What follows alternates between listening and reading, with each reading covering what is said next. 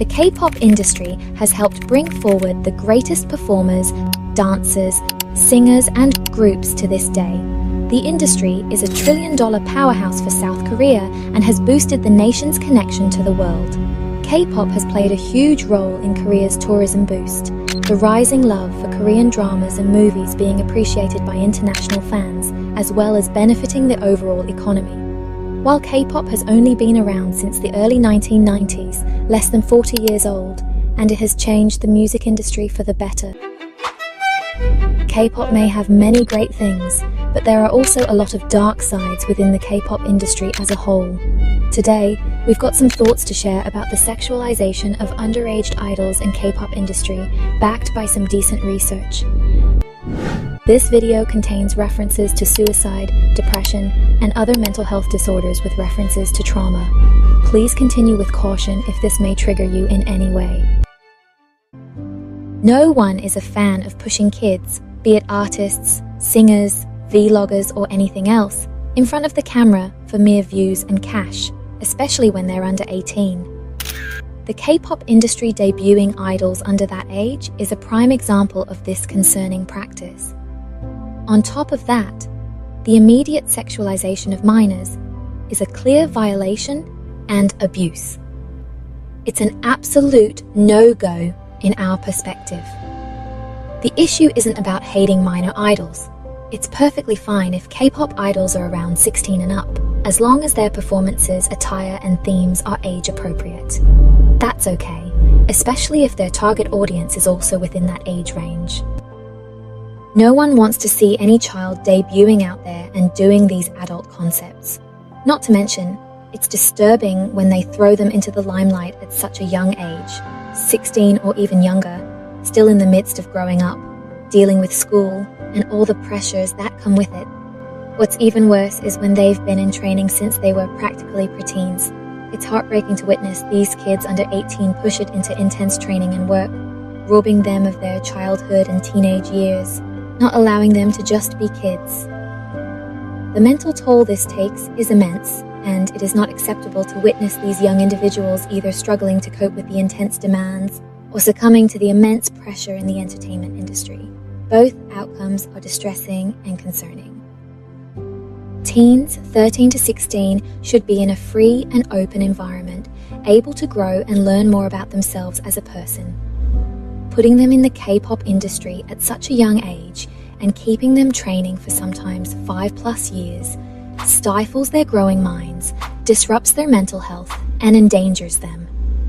The show business industry has always done sexual objectification for minors, but K-pop companies, especially JYP Entertainment, still seem to think it is the 90s or 2000s. Bag Ji-eun, a female soloist who was famous from the late 90s to the early 2000s, sang the song Adult Ceremony, produced by JYP. At that time, she was only like 18 to 19 years old. The song contains highly explicit sexual implications, as evident from its lyrics.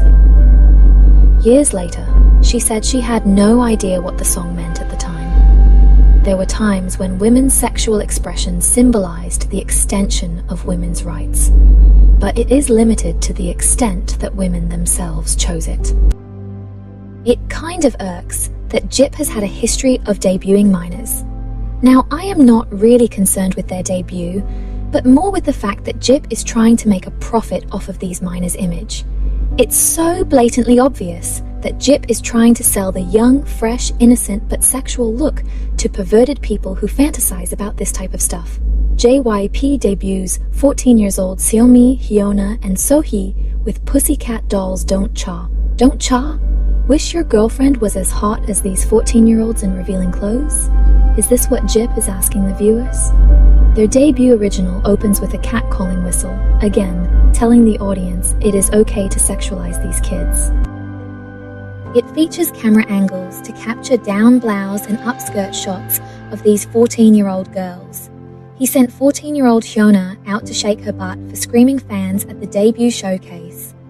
So Hot MV has two 16-year-olds that JYP wants to make sure they are so hot.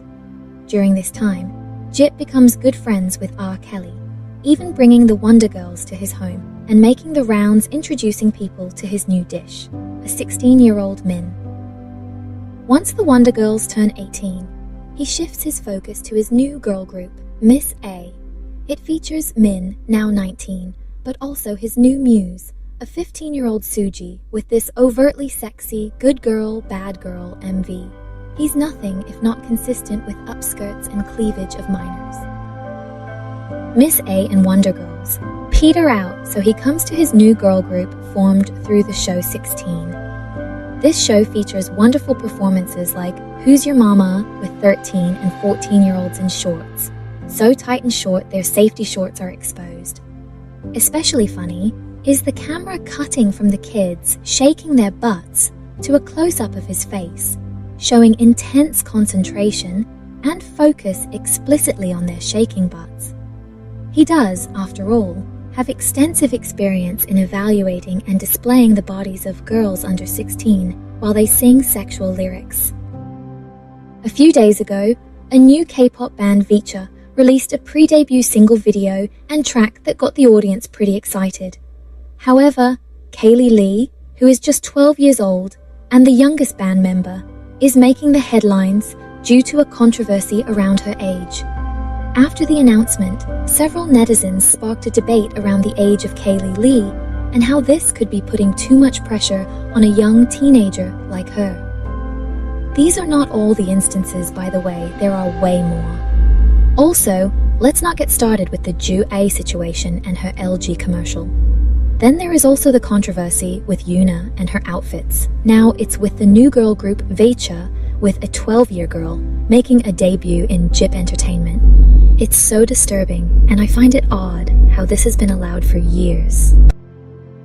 Recently, Cookie by sensational K-pop girl group NewJeans has stirred up quite a controversy amongst international and Korean netizens alike. If the above lyrics sound suggestive to you, you're not the only one. Songs filled with sexual innuendos are nothing new to the industry. But what's bothering the fans is the disturbingly young age of the girls. Imagine parading 14 to 18-year-old girls in skimpy outfits to perform a provocative song, all of whom are considered underage in Korea, where the legal age is 19. Of course, there's nothing wrong with wearing whatever you want in this day and age, and it's great to get in touch with your sexuality at a young age. What's concerning is that the K-pop industry has a long history of the fetishization of minors, which poses many dangers to their young fans who aspire to be like them, their idols themselves, and society in general, as the culture of fetishization and sexualization of minors gets normalized. Scroll through the comment section of any young K-pop idol group on YouTube or TikTok, and you'll definitely read things like, her legs are so long and sexy, or she can be cute and sexy all at the same time. What doesn't quite sit right with me is that these are grown adults drooling over idols who are literally 14. And yet, what the K-pop industry does so well is the glamorification of adolescence. They purposefully endorse and promote idols who are underage to showcase their innocence and sexual appeal at the same time. Especially with the recent proliferation of audition TV programs, producers put hopeful underage trainees in school uniforms, then proceed to make them perform highly sexualized songs. While it might sound contradictory, the sexual appeal of purity, especially from girls, can lure in fans greatly, as they feel desired and wanted by these young, naive girls. The appropriation of this sexualization culture goes unnoticed to the desensitized public. In fact, fans actively engage in it like writing 18-plus fanfics and more. Plus, it's no revelation that fan culture in K-pop can be quite obsessive, so they'll just demand more and more inappropriate content.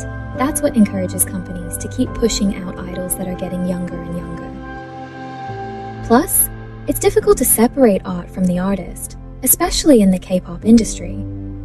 The industry is selling you the image of them being your close companion, so they go ahead with fan meets, fan calls, and variety shows.